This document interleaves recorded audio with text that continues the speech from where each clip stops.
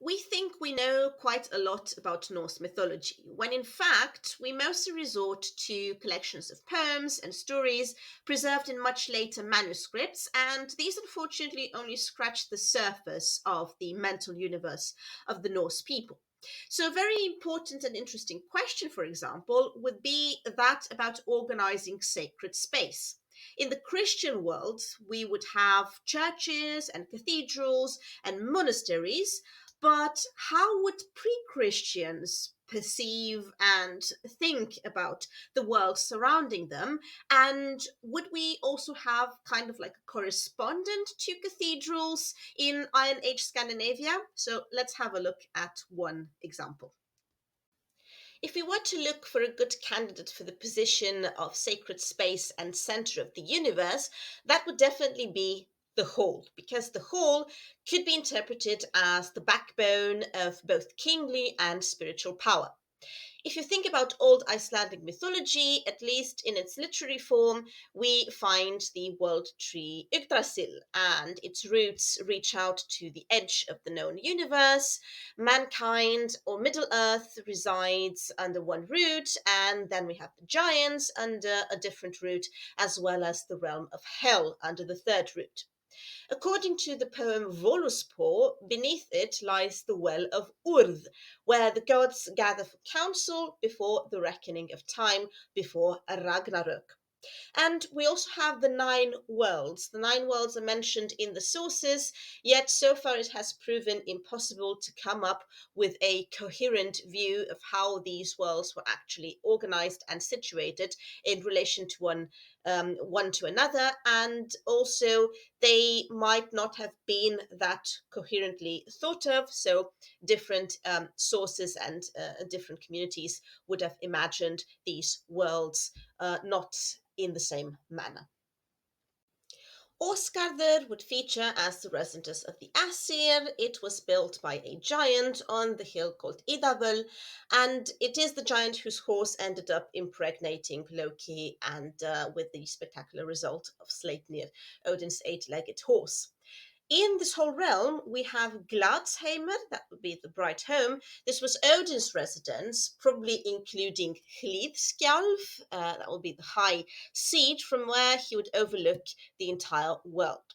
And then, of course, you also have the famous Valhall, covered with spears and shields and chainmail. And here he would gather the greatest warriors in the desperate attempt to overcome fate at Ragnarok. Other gods would reside in this golden Gladsheimr too. Besides that, they also possessed the forge that would provide them with the tools needed for further furnishings.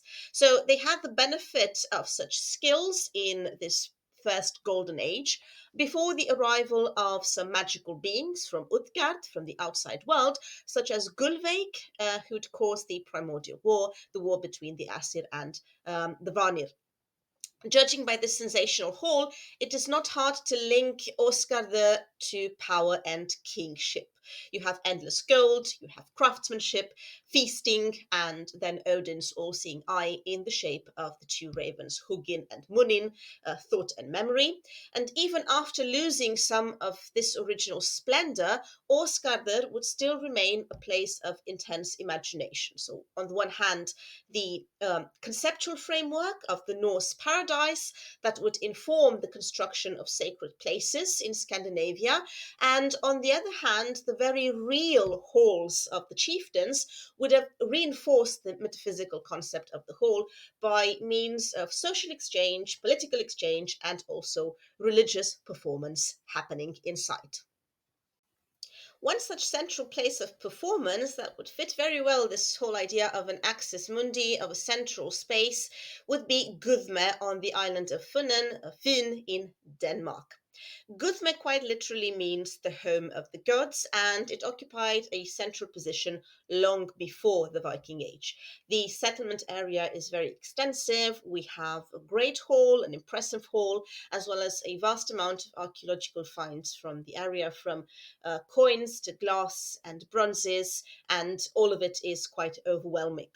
So, because of the nature of the finds and the size of the whole place, flanked by a port called Lundenburg, as well as a cemetery, Möllengårdsbaken, this gives us an idea of the shape and meaning of such a central space in Norse culture. The settlement is about 4 kilometers inland and it lasted from about 200 to 600 AD, although the surrounding area had been inhabited from earlier on.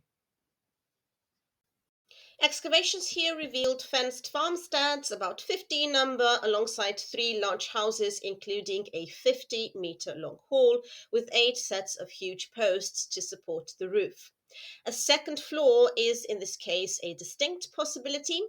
The three wide constructions were built with cogging techniques unusual for pre Viking times, and the surroundings reveal enormous riches and trading connections. We have hoards with Roman coins, scrap silver, gold pointing to forging and casting, molten gold, silver, glass, strips of gold foil, jewelry, including Frankish finds like a bird fibula, as well as bracteates, necklaces, either local production or from Byzantium. 4 kilograms of golden arm rings and bracteates were recovered from the nearby manor of Bruholm. The local hoards also contain gold scabbard mouths, some with filigree, rings for sword pommels, perhaps symbols of the Frankish retinue. All in all, a huge area with treasures and a hall in the middle. In the cemetery, mostly cremation graves have been found up to the 5th century, again with a lot of Roman objects, even including a piece of a Hercules statue. However, no weapons were retrieved. Like other cemeteries close by, traces of late burials are missing. However, it would have still been very visible in the landscape afterwards and would have definitely left quite the impression of a place both very loaded spiritually as well as indicative of Germanic society, of Germanic social practices such as gift giving. What speaks even more for the religious significance of Gudme are the place names in the surrounding area. So we've already established that the name Gudme itself, the home of the gods, suggests ancient worship, but in the vicinity, three hills also carry sacred names. First of all, we have Gudbjerg, the hill of the gods, then Albjerg, a hill with a shrine, as well as Galbjerg, which would mean either a hill of sacrifice of some sort or perhaps even a magical hill if we think of the Old Norse term galder, meaning chanted spells. As a matter of fact, in later sources, we encounter Odin as the master of sorcery, and we also encounter the Galdrar, the chants, which seem to have been perceived as particularly potent and dangerous, since even 8th, 9th century Christian authors warned against these barbaric practices. The names and archaeological record would suggest a central place of trade and production, but also one of rituals and sacrifices. The recent discovery of a 5th century bracteate inscribed with Odin on the same island of Funen enforces the idea of the centrality of this particular god in the area, Odin, perhaps even as a marker of incipient kingship. Gold bracteates initially imitated Byzantine medallions, but then motifs of Norse myth gained ground. So, could we imagine a place like Gudme as a real life version of Åsgarder? The way the space is organized and the names themselves would definitely suggest a magical doorway to the sacred. In the minds of the people inhabiting Gudme, the hall potentially dedicated to Odin would inspire the imagination of a greater hall in the realm of the supernatural, some kind of Gladsheimr. Consider the sheer size and grandeur of this place. We are dealing with no fewer than 500 square meters, as well as its construction, most likely by outsiders, resembling the mythological giants. The high seat of Guthmes Hall would have had a similar symbolic connotation to that of Odin's Hlidskjalf. Kingly and divine powers unified into an elevated place of wonder. Given that the term hov in Old Norse means both hall and temple, and gorði both chieftain and some sort of ritual specialist, in this great building, people would have gathered and shared essential spiritual experiences, such as sacrifices with splashes of blood on the walls, toasting in honor of the gods and the ancestors, even reciting mythological poems, and bringing to life ancient gods and heroes in the guise of almost theatrical performances. The excavations in Gudme also reveal dwellings of high ranking warriors to the north, inescapably reminding us of Odin's fellowship of the dead, the so called Einherjar. Now, we cannot be sure that the aristocratic elites of Gudme were actually dedicated to Odin, but it would sort of fit the larger picture. There is one more area of mythical correspondence, and that would be that of the waters, more specifically the lake in the western part of the settlement, as well as the springs linking it to Gudbjerg and Galbjerg. So, again, the question, could this be a reflection of the mythical springs rising from below the roots of Yggdrasil near the wells of Urd and Mimir, the sources of fate and wisdom?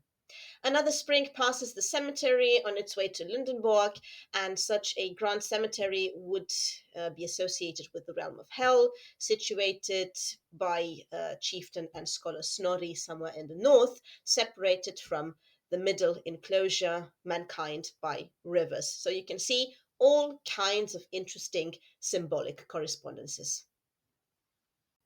So think of it like this. After a trip into the unknown, starting from the harbour, entering Gudme back and reaching the Grand Hall would feel a little bit like leaving Uthgarður, the realm of beyond, and joining the splendour of the realm of the gods of Åsgarður. Even if some of these comparisons might sound a little speculative, the general evidence from Gudme does suggest a complex space with ritual and spiritual significance, even the vast amounts of gold and treasure deposited, reminding us of various later myths, such as carrying the stuff in the afterlife or allowing the dwarfs to forge out of it some kind of sacred object. So Gudme invokes power, it invokes authority, richness, trade, as well as spirituality, all gathered in one place. And this would have been a realm of construction for Old Norse cosmology. Not only Gudme, we also have a couple of interesting examples from Sweden.